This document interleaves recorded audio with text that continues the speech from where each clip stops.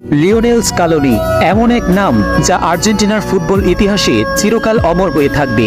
যুগে যুগে আর্জেন্টাইন শিবিরে পদার্পণ করেছে বহু নামিদামি কোচ, তবে লিওনেল স্কালোনি যেন সবার চেয়ে আলাদা।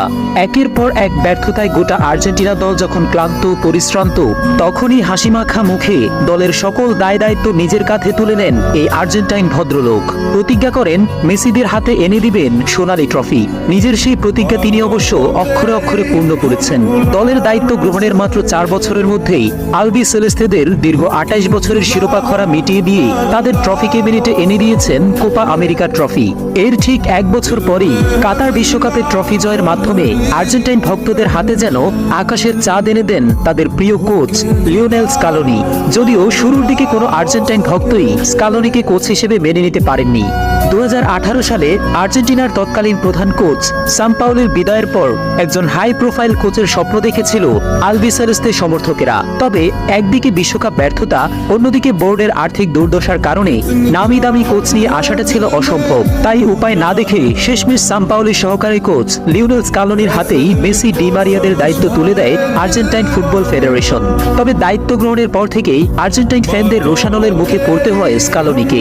এরই মধ্যে তার অধীনে আর্জেন্টিনা প্রথম কোপা আমেরিকা খেলতে নেমেই বাজে পারফরমেন্সের কারণে টুর্নামেন্ট থেকে ছিটকে যায়। এমন অবস্থায় স্কালোনির জায়গায় অন্য কেউ থাকলে হয়তো নিজের ব্যাগ গুছিয়ে আস্তে করে চম্পট দিত। তবে আর্জেন্টাইন এই মাস্টারমাইন্ডের মাথায় তখন চলছিল অন্য এক ধরনের প্ল্যান। তিনি বুঝে গিয়েছিলেন যে দলে বড় ধরনের পরিবর্তন আনাটা ভীষণ জরুরি। তাই কালক্ষেপণ না করে লেগে পড়লেন নিজের মতো দল গঠনের কাজে। আর্জেন্টিনা থেকে শুরু করে ইতালি, স্পেন, ফ্রান্স, নেদারল্যান্ডস সহ বিভিন্ন দেশের ক্লাবে যেসব আর্জেন্টাইন প্লেয়াররা ভালো খেলছিলেন তাদেরকে টার্গেট করতে শুরু করেন স্কালোনি। এভাবেই তিনি আলবি সেলেস্তে স্কোয়াডে যুক্ত করতে থাকেন অসংখ্য নতুন মুখ। লিওনেল স্কালোনি সেই মাস্টার প্ল্যানের অংশ হিসেবে আলবি সেলেস্তে শিবিরে যুক্ত করেন Montiel, Molina, Julian Alvarez, Enzo Fernandez, De Paul, Cristian Romero, Lisandro Martinez সহ আরো অসংখ্য সম্ভাবনাময় ফুটবলার। তাছাড়া বর্ষিয়ান খেলোয়াড়দেরও তিনি ছুড়ে ফেলে দেননি। লিওনেল স্কালোনির জাদুর ছোঁয়ায় আরো নতুন উদ্যমে জ্বলে উঠতে শুরু করেন তারা। তাছাড়া মেসি কেন্দ্রিক টিম সাজানোর যে রীতি শুরু হয়েছিল আলবি সেলেস্তে শিবিরে, সেই রীতিরও অবসান ঘটান আর্জেন্টাইন এই কোচ। তার সাজানো স্কোয়াডে মূলমন্ত্র কিছুটা এমন ছিল যে মেসির জন্য খেলো, তবে মেসিকে কেন্দ্র করে নয়। লিওনেল স্কালোনির বিচক্ষণতা এবং দক্ষতায় ভর করে আর্জেন্টিনার ফরওয়ার্ড থেকে শুরু করে ডিফেন্ডিং এবং মিডফিল্ড ইউনিট যেন এক নতুন রূপ ধারণ করে।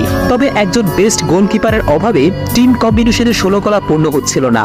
তখনই কোচ স্কালোনি নিয়ে আসেন তার যুগান্তকারী আবিষ্কার এমিলিয়ানো মার্টিনেজকে।